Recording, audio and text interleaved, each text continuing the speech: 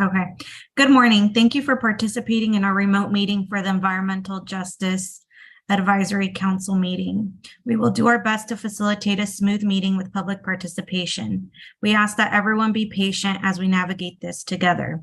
We have two formats for participation, the Zoom web application as well as teleconference. Before we begin, I want to review some guidelines and general instructions for the meeting. These are very important, so we may ask that you pay close attention. Please silence your other communication devices such as your cell or desk phone. This is to ensure that we are not hearing any feedback or causing interruption during the meeting. During the meeting, all participants on Zoom except advisory council members and staff will be placed on mute by the host. That means that you will not be able to mute or unmute your lines manually. For each agenda item, the chair will announce public comment. In this case, it would be Derek.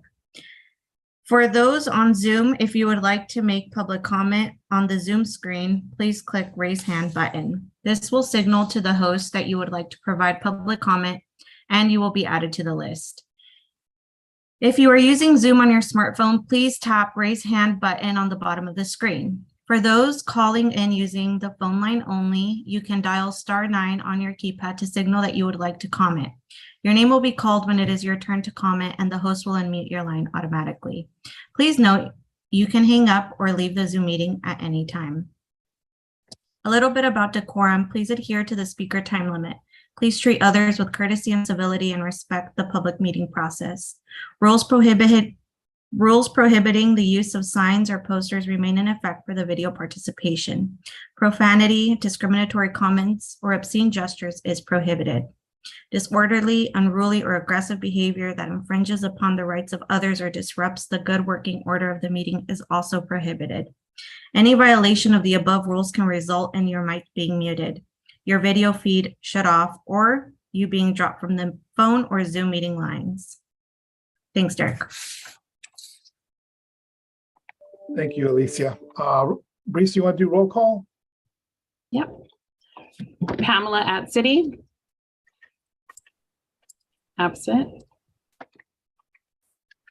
Ada Briseño. Absent. Italia Garcia. Valerie Gonzalez. Lisa Hart. Here. Thank you. Todd Hart.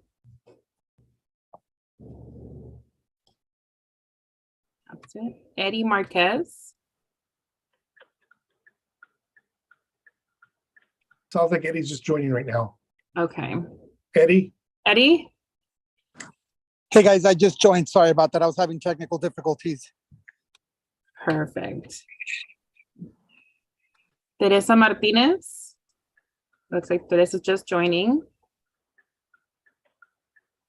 Teresa? Present. Perfect. Lachey Rodriguez. Present. Oscar Rodriguez. Here. Nicole Starks Murray. Here. Paula Andrea Torado Plazas. And Rebecca Zaragoza. And Todd just joined us. You want to move him over? Yes.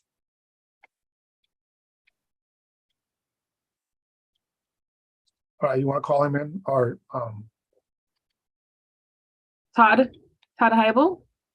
Yes, hi, good day. Apologies for the late arrival. Present, thank you. Perfect. And we have a quorum. Thank you very much. Thank you everyone for joining us today. It's a hot day and I'm sure most of you are inside, if not everybody, and I'm sure you are glad you're inside. Want to review the follow-up action items before we get into the other items. So Alicia, who's going to do the review of the action items if there was any? I could do that if you like. Please. Okay. Paul, can we get the presentation going?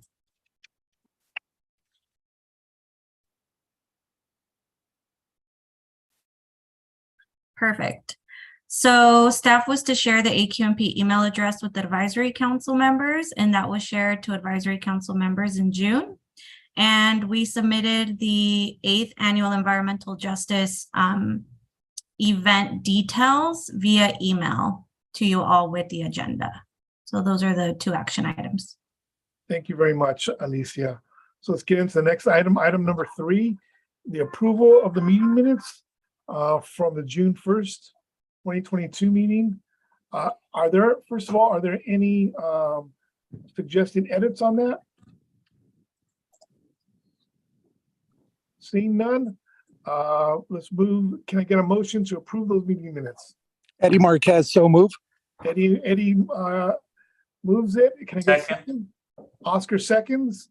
So let's go with a roll call on the minutes, Brisa. Pamela Adcity, absent. Ada Briseño. Italia Garcia. Valerie Gonzalez. Lisa Hart. Abstain. Todd Havel. Approve. Eddie Marquez. Aye. Teresa Martinez. Abstain. Lachey Rodriguez. Aye. Oscar Rodriguez. Aye. Nicole Starks Murray. Aye. Paula Andrea Torrado Plazas. And then Rebecca Zaragoza.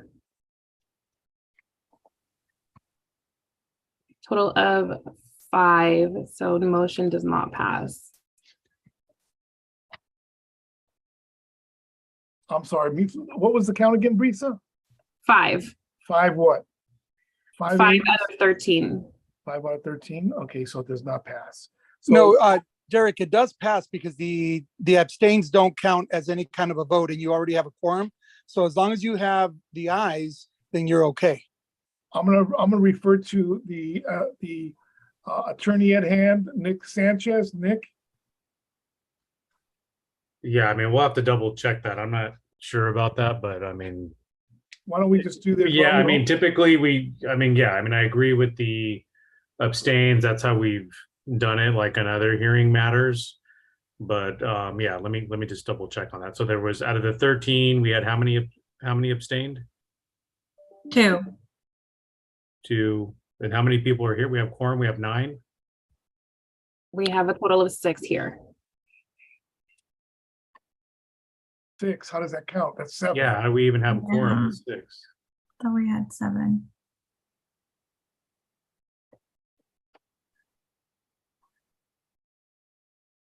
No, we have 7.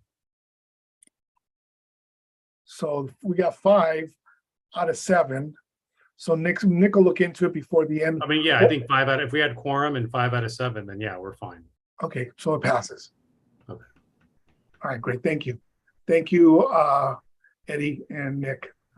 Let's go to the next item. Item number 4, discuss goals and objectives for 2023. And that's going to be done by Alicia.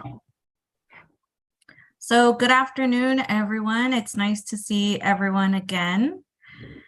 Today, I'll be reviewing the 2023 goals and objectives, and it was sent ahead of time, so hopefully everyone had some time to review it. It's not up for a motion, it's up for discussion. So, any comments that you have, please bring them forth, this round, and we can incorporate your comments and also in between the meeting so that we can bring it up for a motion next time. And then also, I'm aware that the advisory council members met and also just reviewed the goals and objectives. So that's why I'm not going to go fully into it, but I'll do a high-level overview.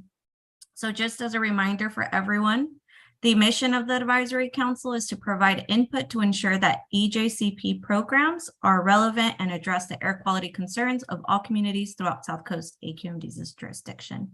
And with that, we'll use that as kind of our high-level overview of our goals and objectives and agenda items. So next slide, please. So part of the document that you see, it has some track changes, so please be sure to review that as well.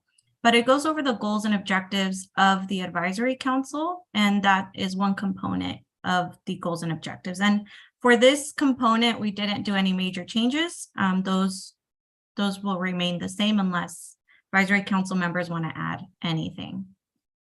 Next slide. And this item, I really do recommend advisory council members take a look at and review it carefully and make sure that you request any items that you want to hear during our quarterly meetings. And so part of those, some additions were the community, let me find it here.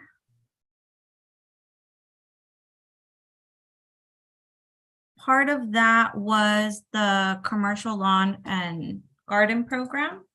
I'm going to pull up my notes instead of my slides on this item. Give me 1 second. Okay, so the commercial lawn and garden equipment program was one that we added, and we omitted the mobile application feature since you just received a presentation on that. Those were the major changes to the agenda topics. I would recommend potentially you just also had a presentation on the AQMD. So that might be an item that you may want to omit this time around and add something else. So other than those are my comments. So I'm not sure if anyone has any other comments about the agenda topics or anything that you'd like to add.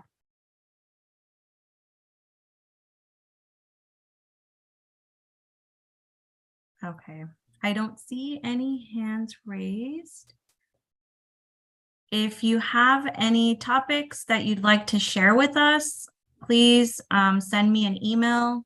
My email's at the end of this presentation. It's also included in the documents. So we look forward to hearing back and adding any other topics that you want to hear. Thank you.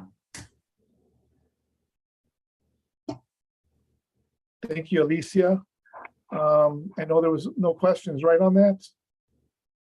No issues? I did not see any hands raised. Okay. And this item, again, Derek, it'll be brought back next time for a vote. So just encouraging everyone to take a look at it and submit any comments or anything that you might have for us for next time. Great, thank you very much, Alicia. Next, we're going to have a presentation on Replace Your Ride, a very, very popular program that is so popular that it made it on what was Univision for about 3 or 4 days straight, and we got over, I want to say probably close to 1,500, 2,000 calls. Victor, is that about right, based on that? Yeah, I have to look at the numbers again from our call center, but yeah, we got a lot of interest from that, from a lot of traffic from that. So Victor Juan is going to be giving the presentation on this, so we look forward to this. Hey, I think this is at a grassroots level, this is probably one of the best programs that the district does at a grassroots level that helps, even though it's not a whole lot of help on median attainment, but helping getting gasoline cars off the road. I'll turn it over to Victor. Quick question, Derek. Did we have any public comment on the first item? Oh yeah, no public comment. I didn't see any hands raised. Sorry about that. Thank you, Nick. Thanks, Gary. Thanks, Derek. Yeah. This is, yeah, you're right. This this has gotten a lot of attention. I think even made the board meeting the other week. There was a comment on it. But good afternoon, everyone. All the members of the EJCP Advisory Council. My name is Victor Juan. I'm a program supervisor with the Technology Advancement Office. And today I'm here to provide just a brief overview of the Replace Your Ride program. But before I start, I just wanted to see by a quick raise of virtual hands, who is familiar as had heard of the Replace Your Ride program? I'm just gonna, there you go. I see a couple. It'll just help me cater my presentation. Perfect. I see some. Okay, great. Hey, Victor, this is Eddie Marquez with the Orange County Hispanic Chamber. Not only have I heard of it, we have actually turned people on through the chamber. They've asked and we've forwarded them information, put them in touch with your staff. So I know at our level, we've been very helpful in getting people over to you guys. Please keep doing that. Yeah, all the attention's great. It's a great program, like Derek said. So thanks for letting me do that survey and poll. So I just get good indication. Paul, could we advance the slide? Next one, so I can begin. Okay, so just by background, the Replace Your Ride program is our brand of it. It actually stems from CARB's program called Clean Cars for All. It's administered by 5 different air districts within the state. We branded ours Replace Your Ride as Eddie said, it's kind of well known for that name and even the logo. It is a voluntary program, but it's basically geared towards low income households to promote and help them basically transition from an older, dirtier vehicle, high polluting vehicle, to a cleaner, more fuel efficient, hopefully EV or some alternative technology vehicle to help them. So it is open to light duty vehicles. By that, I mean vehicles that are passenger vehicles that are 8,500 pounds or less. There's basically traditional passenger vehicles, some vans there. And at the end of it, at the end of the program, end of the project or the program project, the vehicle will be scrapped. So it's permanent reduction because that older vehicle will be off the road. And then in its place, the applicant or the participant will have a cleaner, more fuel efficient vehicle. I'm going to go into more in details and what determines eligibility and what determines the incentive. Typically, like I said, it's income level and residence and the technology of vehicle you're getting to replace it. But from that, you actually have a choice of where you go after you basically apply and submit your vehicle in. You can get a voucher to get a vehicle that's 7 years or newer. In that case, 2015 or newer, and that can be a very fuel efficient vehicle. It could be a plug-in hybrid, zero emission vehicle like a fuel cell or battery electric. You also have an option of doing a mobility option card where it's basically a state credit card that you can use towards alternative transportation.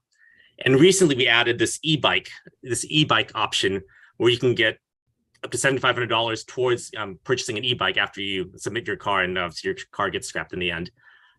Next slide, please, Paul. So I did touch on it a bit.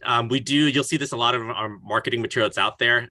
Participants can get up to $9,500 towards a clean vehicle.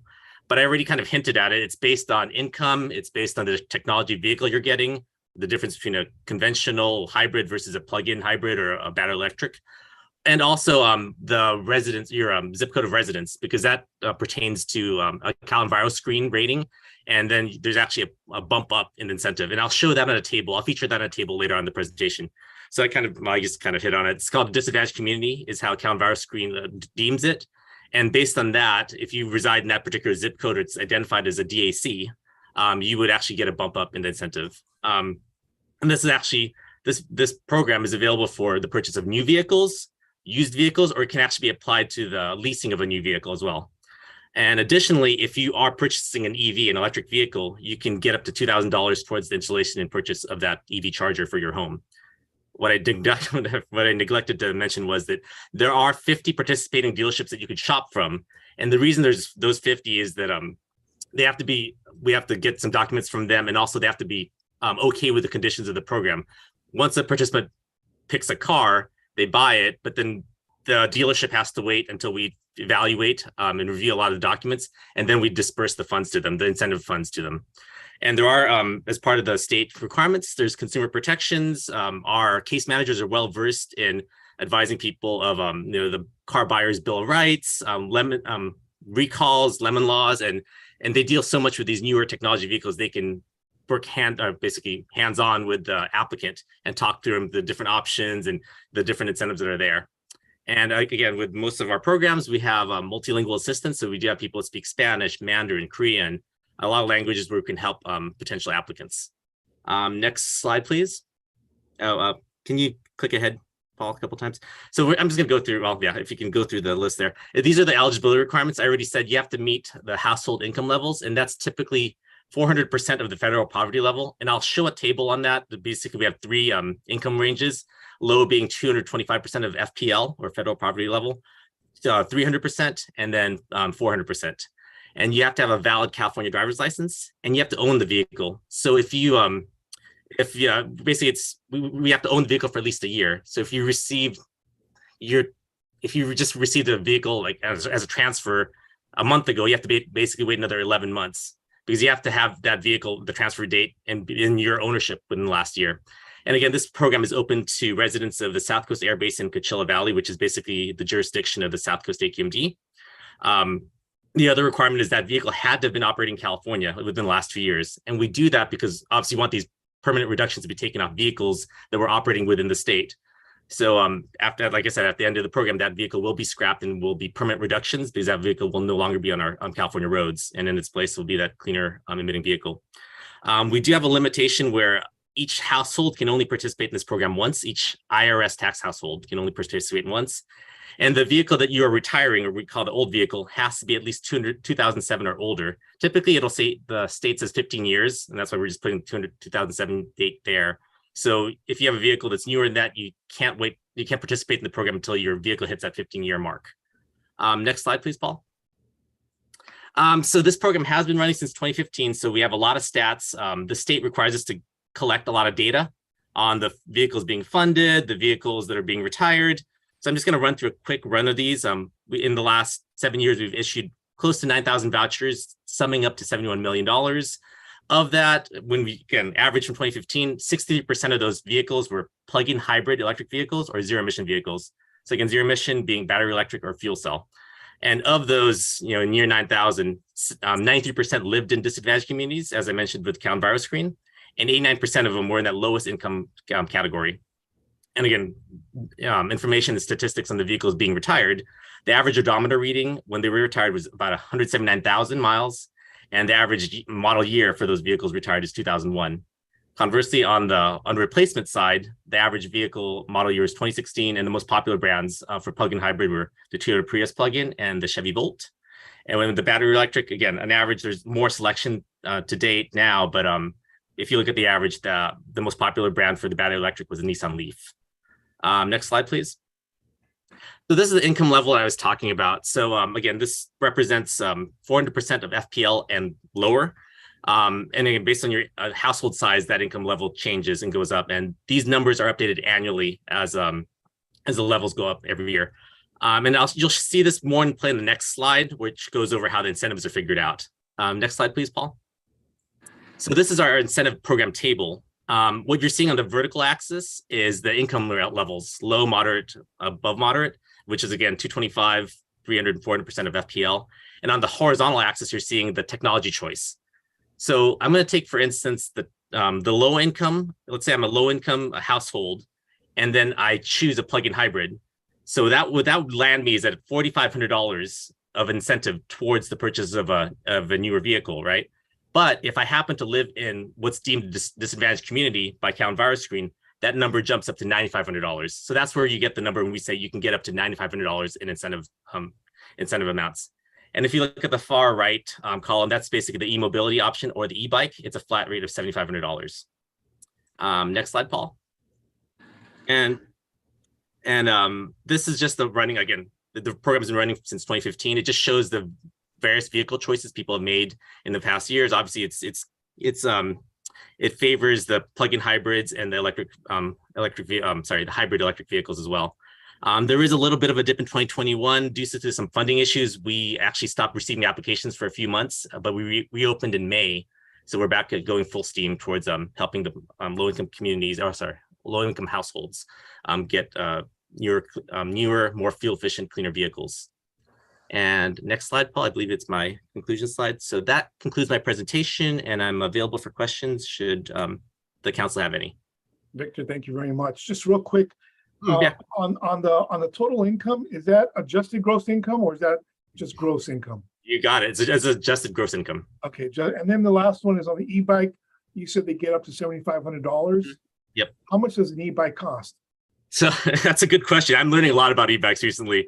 I've seen some of the popular brands are, was it Turn and Gazelle, and I think Trek does it too. They run up, I've seen some go up to $7,300. So that $7,500 is right on. But yeah, I mean, some of these, I've learned a lot about them recently. So they range from going 40 miles to 75 miles. Again, based on terrain, if there's a lot of high grade, or if you're doing more power lift on the bike, so your range could decline. But yeah, it's about $7,300 for a good quality bike with those brands. Yeah, they start about $3,000, I think, for ones you can get out of a store. Yep. Good to know. And the scooters don't count, right? No, not this time now. First question is Eddie Marquez. Hey, Eddie. No, I don't have a question. Is my hand still up? Yeah, sorry, that was my That was fault. for the survey. Sorry. Sorry for all Sorry those about who that, took the guys. survey. You can put your hands down unless you have a question. Oscar. Yeah, quick question.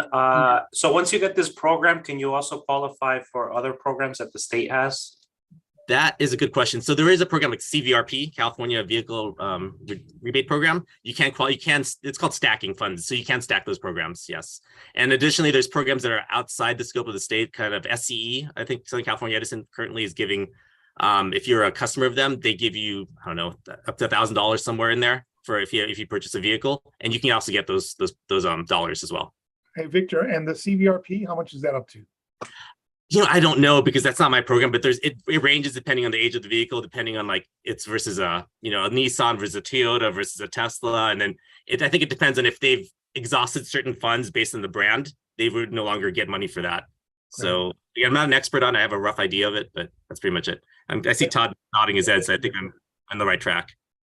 Thank you, Victor. One more question. What is the AQMD doing to like advertise this to cities, or is it just word of mouth? Or there's actually part of our contract is to have our we have some contract case managers, and their firms actually do a lot of the advertising. Derek already mentioned it was on Univision. We do those radio ads. They do some events sometimes. It's on our website. I'm working on some outreach with Bureau of Automotive Repair because they have a program where we could possibly insert our program so people have an option rather than just total scrappage. They can get replacement, which they get more money. You get more money. You get more incentive for replacement than you do scrappage. And additionally, we're working out something with our smoking vehicle program. See if we can insert this so that if I don't know if everyone is aware, if you see a smoking vehicle, you can call 1-800-CUT-SMOG. And then they are sent correspondence saying their vehicles is seen smoking, this and that. We're thinking of potentially inserting this with that, so it gives them an option. And then Oscar, just to add on to that, the what we call the geographic staff here at AQMD, we're always going to our city councils and our events and promoting the program. But Victor, right now, is it open right now, or did you mention whether it's open or closed? I forget. It was open because it actually, we just shut down several months back, but it reopened in May. So we're going, I think San Joaquin Valley, they ran into the same funding issues. So they're shut down right now for San Joaquin, but for us, we're on. Okay. We're open and taken. Thank you. Oscar, anything else? Great, thank you, Oscar. Lisa? Thank you.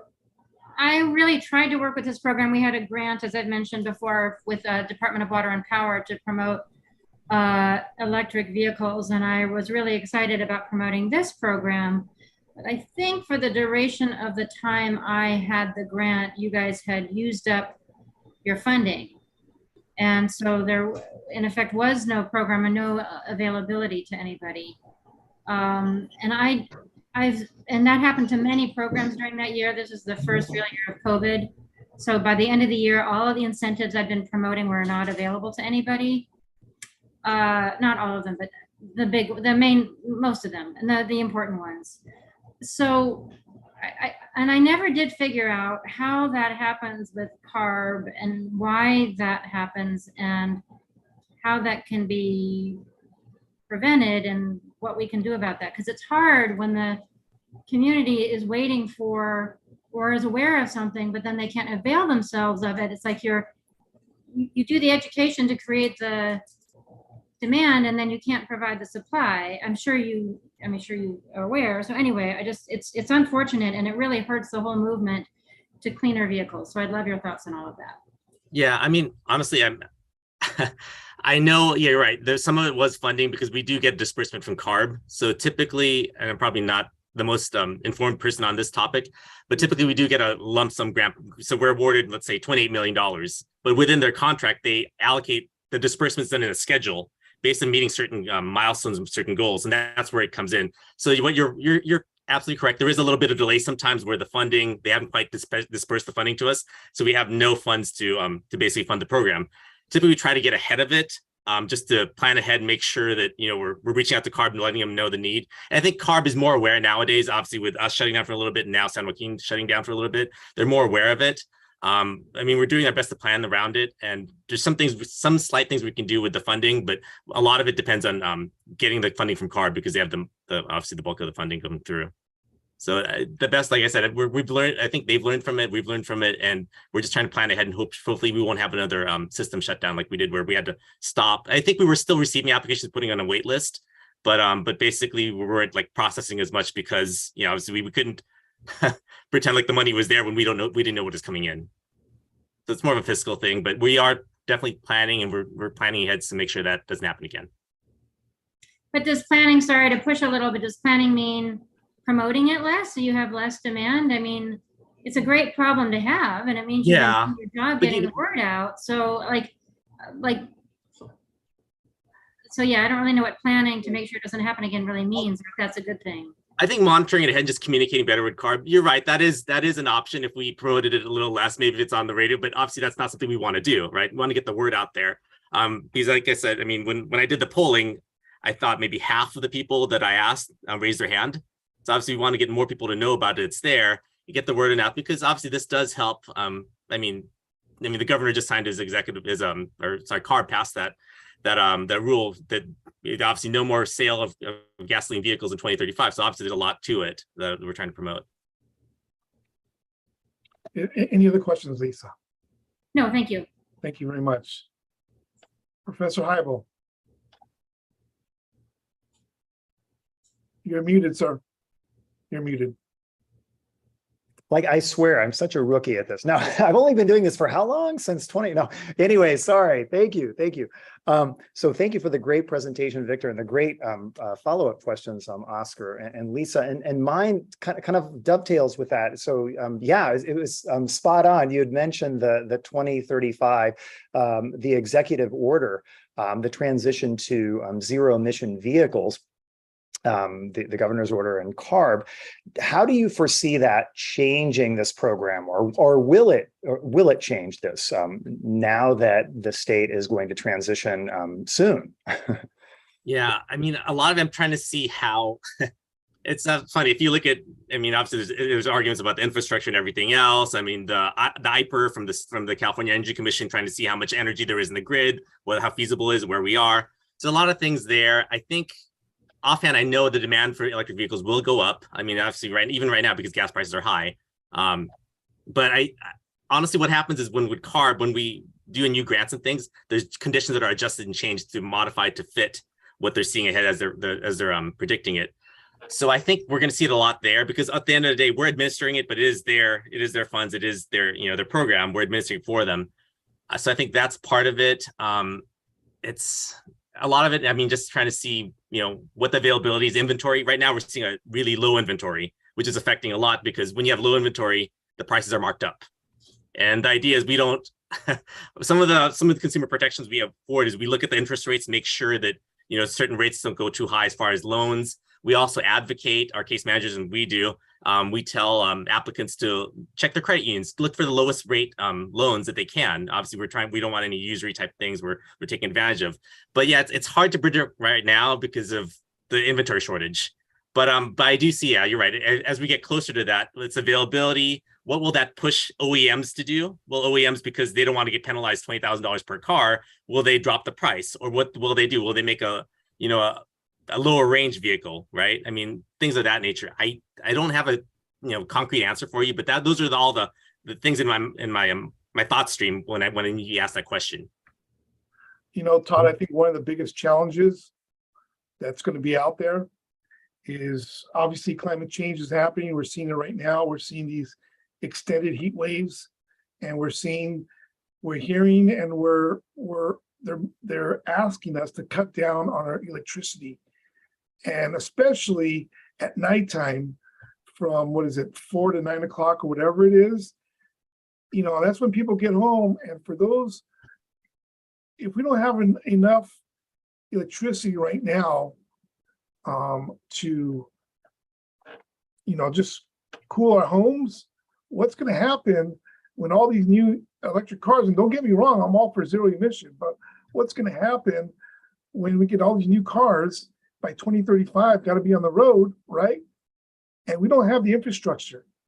People are going to be upset because now you're forcing them to buy something, but the infrastructure is not there to, whether it be charging stations, whether it be electricity, all that's going to be, that's, you know, people are talking about just the cars. They're really not talking about the infrastructure. The infrastructure is just not there right now. And that's the tragedy of this is that I think it's a great idea, but you know, you don't, what's that phrase? The chicken before the egg, or the egg before the chicken, whatever it is. We got to have that. And they got to do some significant investments in the infrastructure to make sure there's enough supply, not just for the homes, but for all these new cars are going to get on the road. So. I just wanted to add, Victor, you know, from the legal department, because we review some of these transactions just for the committee members to know. What we've seen sometimes is just coming in there to seek the use of the program with the dedicated dealerships. It often puts the consumer in a better position. Sometimes they're able to negotiate better deals. They can still sell their car back, but maybe there's a better financing deal that's out there from the dealership. So, I mean, if they go in there, they shouldn't limit themselves to, you know, just using this program. They may actually get a better deal using other type of financing with the dealership. Obviously, it's timing and other things. No, you're absolutely right, Nick. It's the leverage. You're right. That gives them a lot of leverage as far as, when they go through and shop. Sorry. Thank you, Todd. I don't see any other. I think there's an attendee. There's an attendee with their hand. Right. I'm going to get to so there's no other committee members have their hands up. So let's go to the attendees. Moses. Yes, thank you, everyone. Good afternoon. My name is Moses Huerta, advocate here in the city of Paramount, also a former public safety commissioner, and also a huge promoter of this topic at hand. I've actually had community members that I walked through the process with them on the clean air car. So I can give you some real-time frontline feedback. It's well received. People really want to do it. The residents I work with, 3 to be specific, went through the entire process. I wanted to share that experience. They excited about it. We've been pushing it out. I've been talking to community members. They do want to change. They see everything that's going on. They want to add to the change of being cleaner. And to take the opportunity now, and I provided this with other groups, including at CAR meetings in the constructive feedback. You are correct. You've hit a lot of the points I'd experienced here. The program stopped. I had one resident, because they didn't hear back, they said, "What's the point?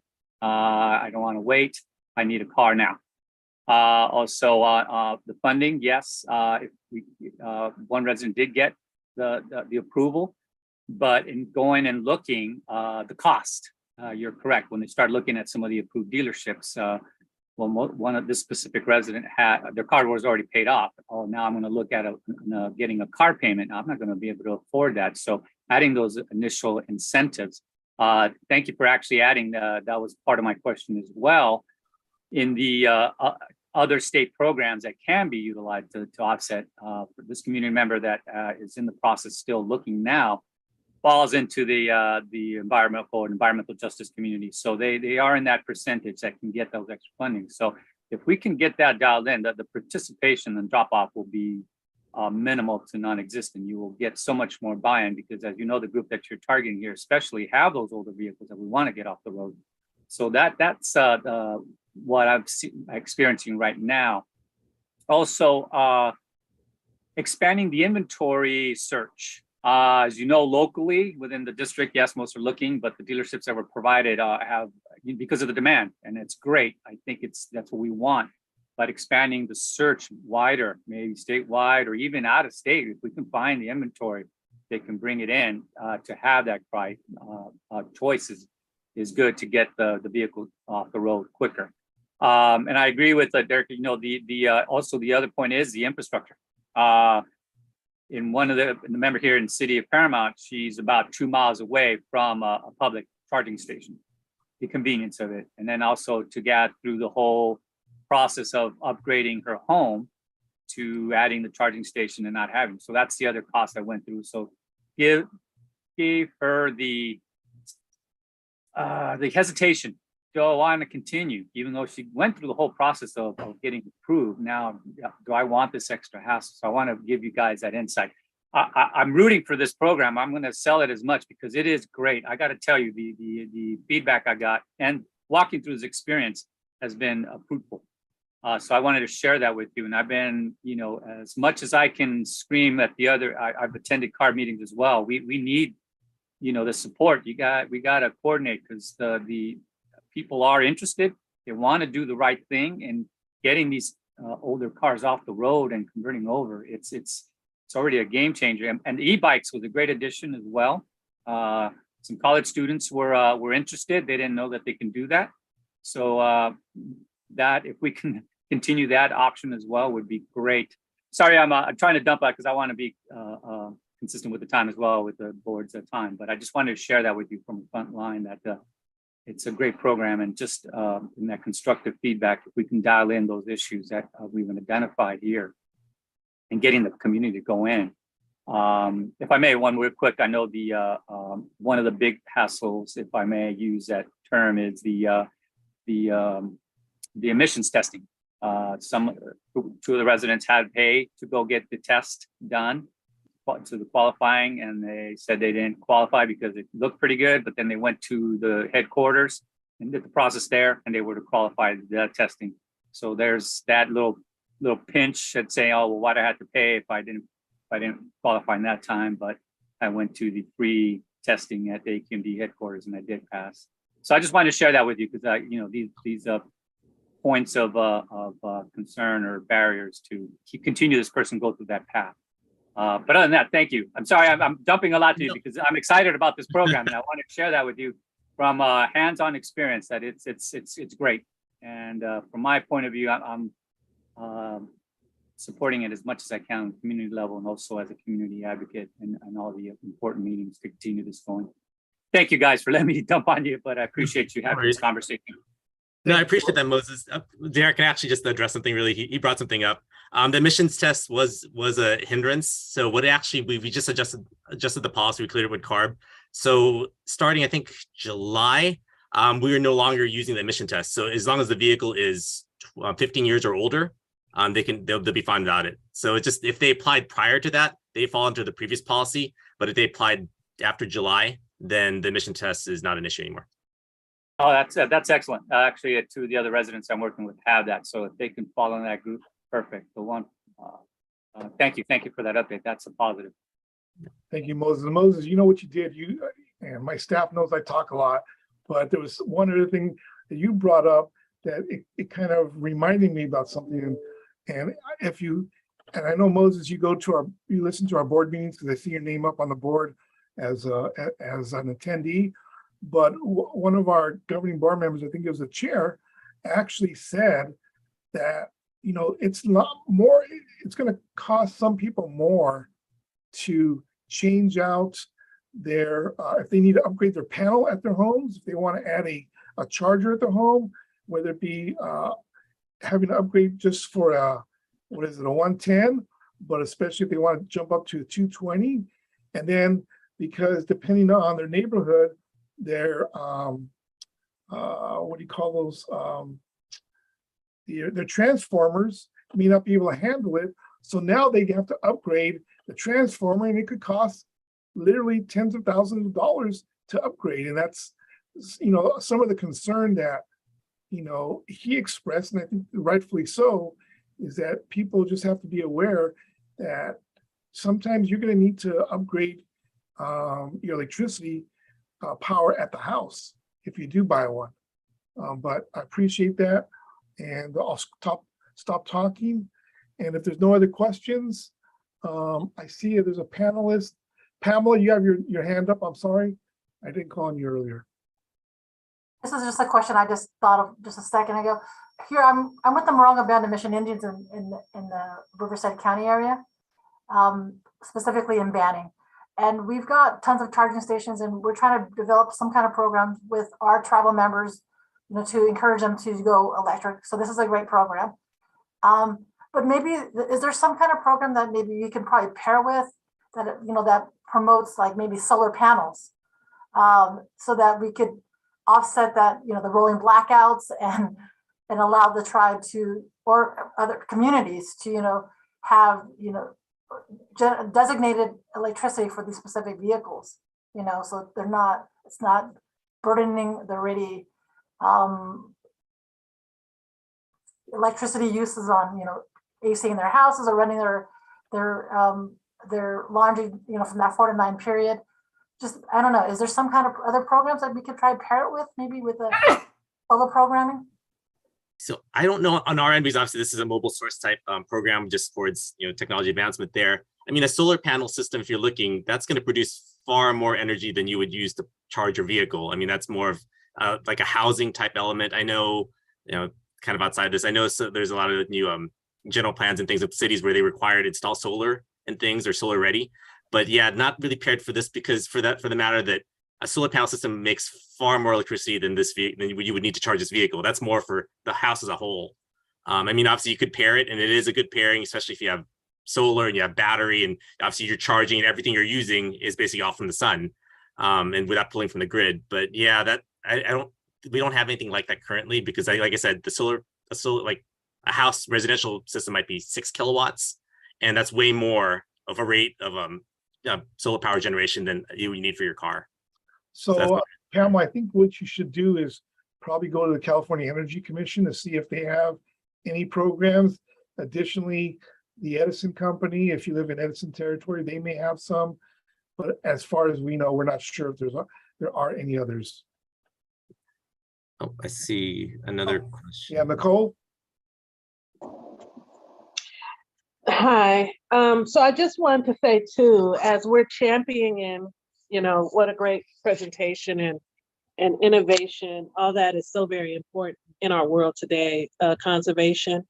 But as we're championing these initiatives, Rotas Maria works with low income individuals and disadvantaged communities. And then I just see that there's going to be a lot of gridlock with the income requirement to get the incentives paired against the resources and the availability that they'll have to not only get the vehicle, but to, plug it up, the electricity, the other costs that could come in that. It'd be nice if Edison and some solar companies and some other people get on board, even the car dealerships, and say, what can we do? Because we're asking the low income to go and get these incentives, but not really helping them to ensure that they can not only maintain it, but that they're even incentivized to go get it with their housing situation or their housing structures.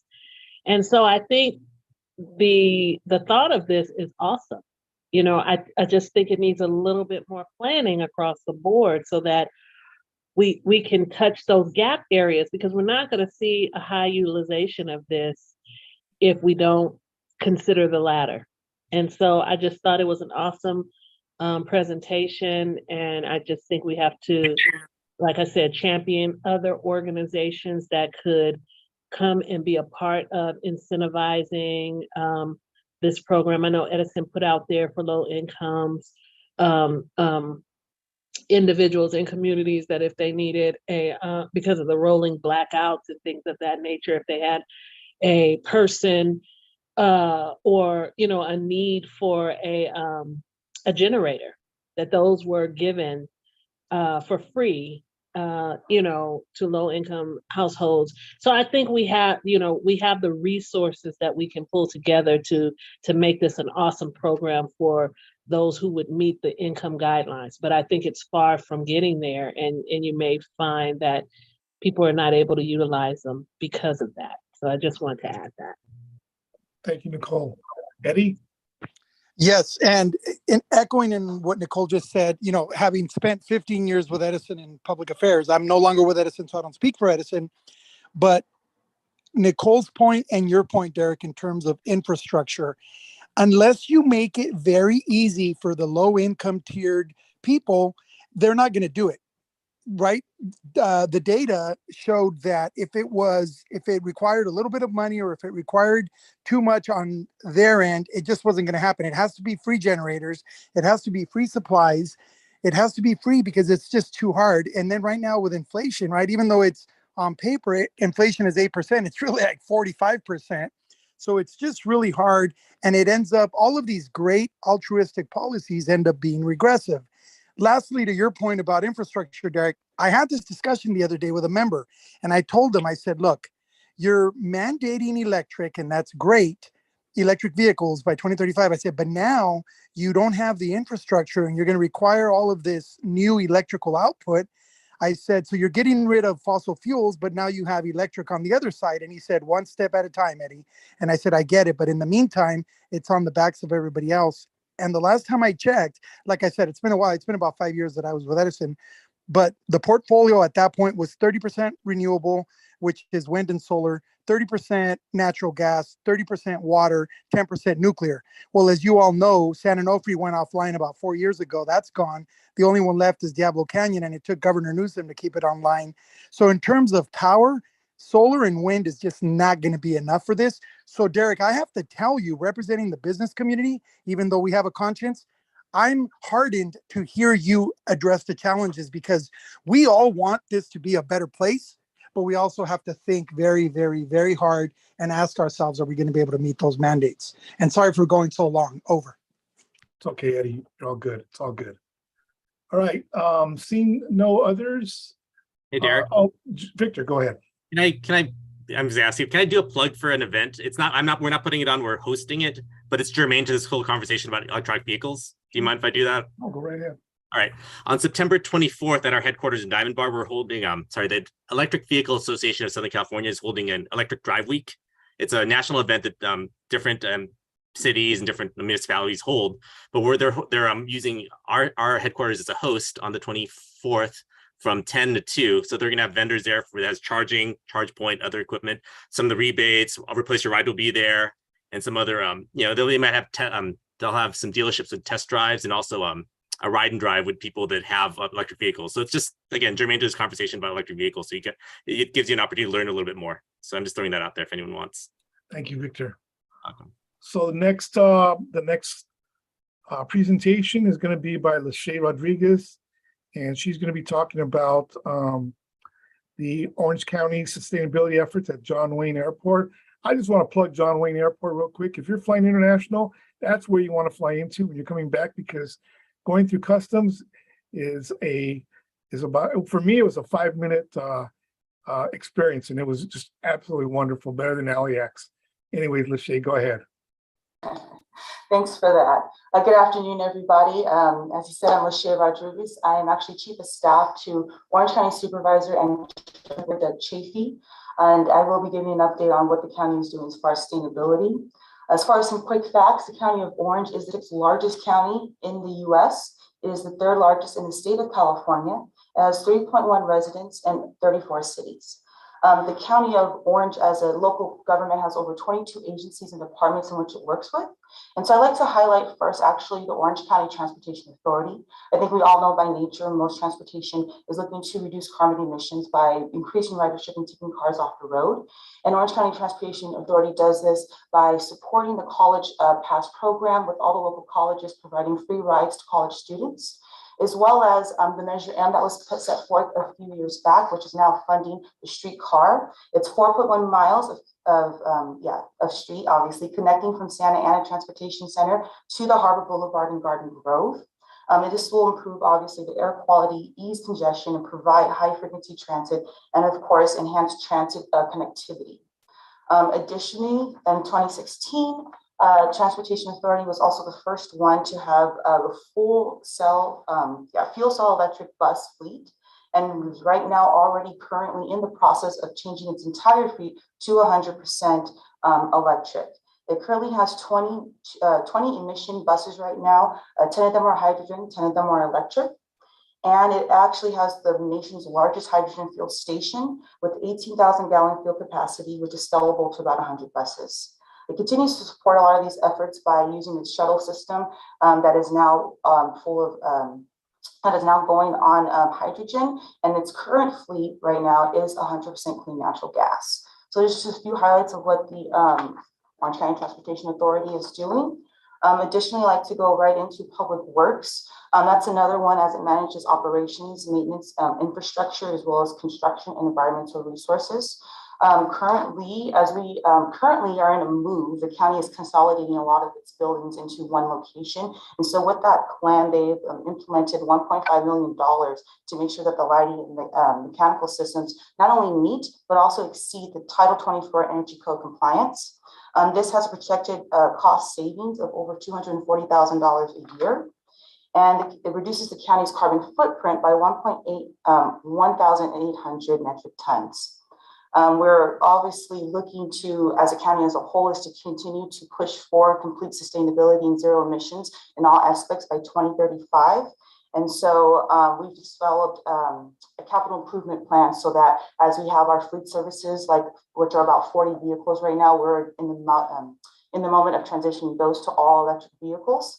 And that will save the county or reduce the county's carbon footprint by 4,884 metric tons every year.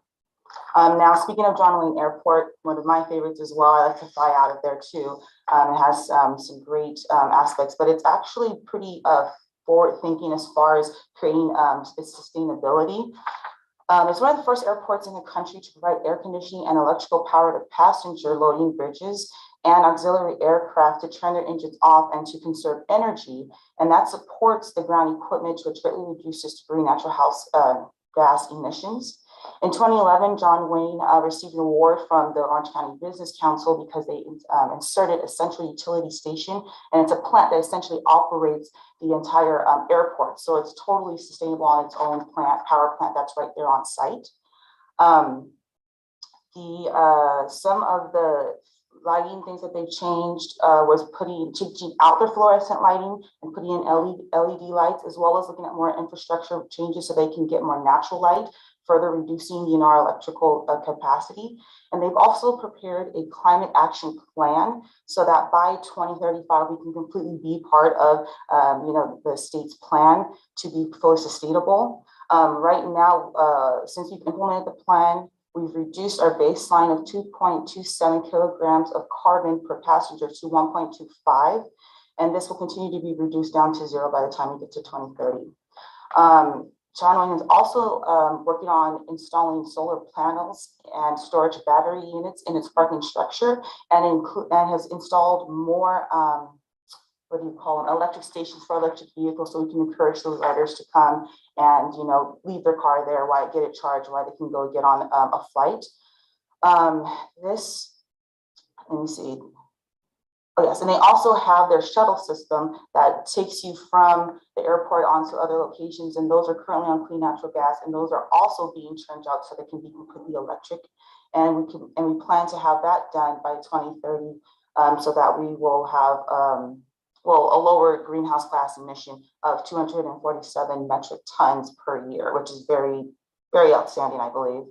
We'll continue to make an effort, especially as we go to our concession areas and our food waste. As you know, when the food waste goes into the landfills, it does release that methane gas. So we have actually diverted a lot of food from the landfills, and that's actually done a rate of about 42 tons a year that we were able to reduce by diverting that food.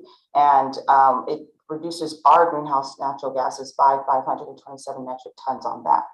And so I do want to say that the airport is also looking to look at other ways with, because we also have transportation as far as the fuel services that need to go from like oil into the actual plane. And so instead of having trucks that go back and forth, they've actually put in a fuel line, so we'll go directly from the pump underground right into the actual spot, so that we don't have to have those trucks on the tarmac, but also reducing a lot of those emissions as well. Back in 1984, there was a settlement agreement with the local cities in which the airport itself can only have a certain amount of flights coming in and out, and that is due to environmental environmental and health concerns around the local community. So by default, there's a reason why there are certain flights that come in and don't come out of John Wayne Airport. It's because the landing strip is not long enough, or the takeoff pads aren't long enough for those to happen. And that's because they're trying to reduce those emissions and reducing those bigger planes coming in and out of the airport. So those are just some of the things that the county is doing and some of its efforts to reduce. I could go on with waste and recycling and some of our landfills, or even our sanitation district, and how we have our own reclamation center and how we're reducing that, but that would be all day. But that's all I have for a report as far as Orange County sustainability. Thank you very much, Lachey. Appreciate that. Let's open up to questions from the panelists. Let's go with Lisa first. I'm sorry, I was just wanting to say that I was hard for me to hear. A lot of that was very muffled, so I just didn't catch a lot of it. So sorry. Okay, sorry about that. I can send some notes if you'd like to. If you have some, that would be great, because yeah, I am interested. Thank you. Sure. I think what I got from it was fly out of Orange County instead of LAX. Only internationally. Anyways, Teresa. Hi, yes, thank you so much. So do you know if they are also, have they developed any energy storage with their plan? Yes, and that was a question I didn't get answered because I wanted to know how much they could store in there, because I did have a question about, as we had mentioned before, we were having some of our rolling blackouts in our 4 to 9 and conserving some of that, and I was trying to figure it out, but I don't have how much that storage capacity is. Okay, I was just curious about that. Thank you, Lachey. Yeah. And I just wanted to mention that your OCTA is very forward thinking. We are part of a team with another company as a subcontractor on their climate adaptability and sustainability plan, providing outreach services on that. So they develop a more thorough plan. So I come from Orange County. I grew up in Santa Ana, but now I'm in Los Angeles. But I'm very impressed that they are so forward thinking and wanting to accomplish this compared to other counties. So yes, so thank you so much for that, Lachey. Thank you. Thank you, Teresa. Any other questions from panelists? Not seen any. Attendees on the attendee side, any questions? Not seeing any hands up. So we'll go to the next item. The next item is member updates. Any members want to provide updates? Raise your hand if you would like to provide an update.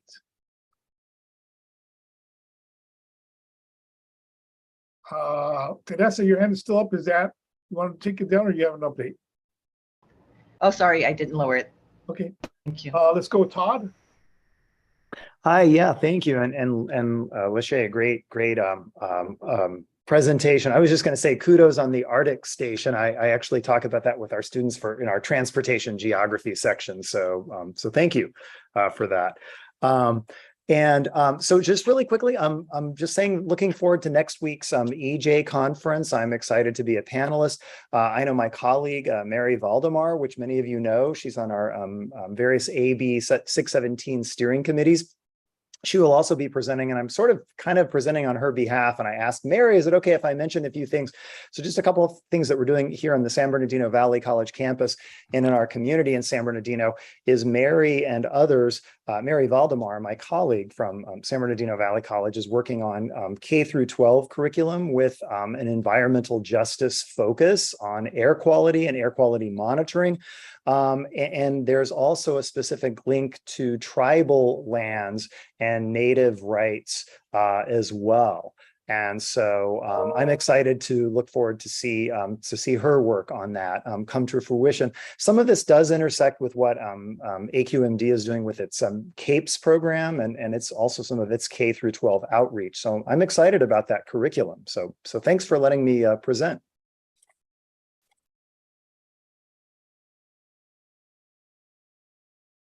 Sorry, Alicia. Thank you, Todd.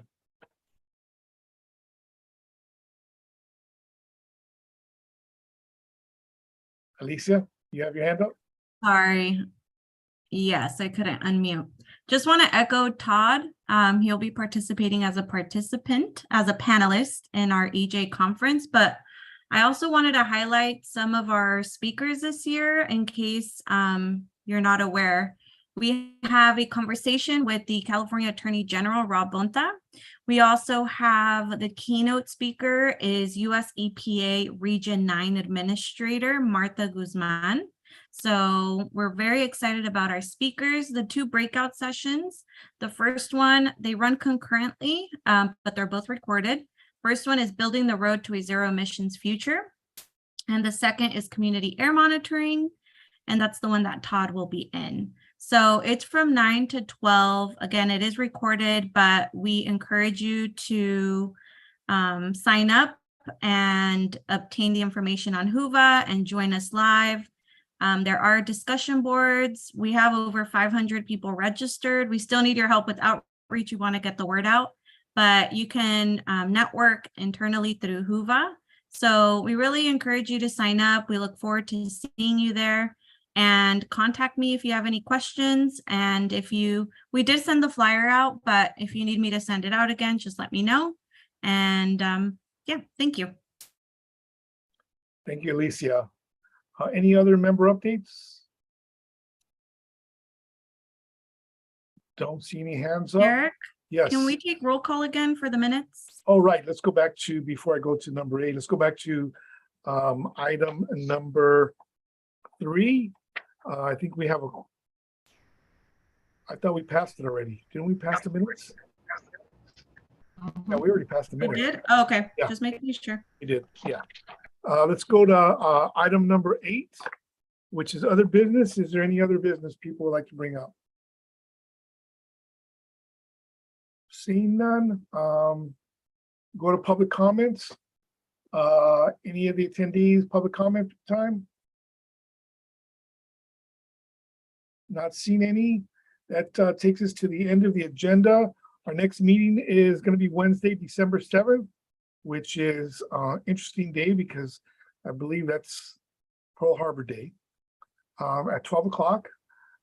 And we're not sure if it's going to be a hybrid or just virtual, but we'll let people know the closer we get. It's really dependent on the pandemic and where we are with the numbers with that. So with that, I'll adjourn the meeting for the Environmental Justice Community Partnership and thank everyone for joining today. Have a good day. Thank you. Thank you. Thank you. Thank you.